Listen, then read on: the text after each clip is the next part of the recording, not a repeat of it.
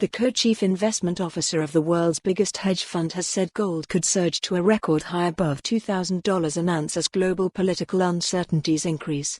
There is so much boiling conflict, Jenson, who helps oversee over $160 billion at Connecticut-based Bridgewater Associates, told the Financial Times.Read more. Gold and oil prices climb as Iran crisis deepens after attacksJensen cited growing income inequality in the US and rising tensions with China and Iran as some of the uncertainties that could prompt investors to look to so-called safe haven assets. People should be prepared for a much wider range of potentially more volatile set of circumstances than we are mostly accustomed to, Jenson said. Jenson also told the paper he believed the US Federal Reserve would let inflation run hot for a while, creating the circumstances for higher gold prices as investors turn to the precious metal to hedge inflationary forces. There will no longer be an attempt by any of the developed world's major central banks to normalize interest rates. That's a big deal.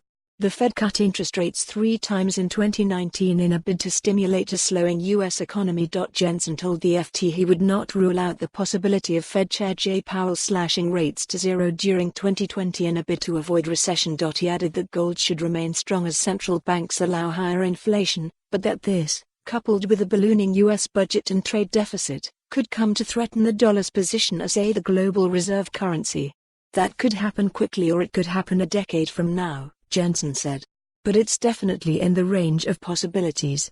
And when you look at the geopolitical strife, how many foreign entities really want to hold dollars? And what are they going to hold?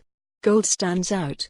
Read more. BlackRock, asset management titans' quarterly profits jump 40% amid these circumstances, Jenson said. Gold, which is currently trading around $1,550 an ounce, could gain as much as 30%. The precious metal hit a 7-year high and broke through the $1,600 barrier last week as tensions between the US and Iran mounted following the US killing of Iranian General Qasem Soleimani and retaliatory Iranian airstrikes on bases in Iraq housing US troops. For more on this story, visit the news article link.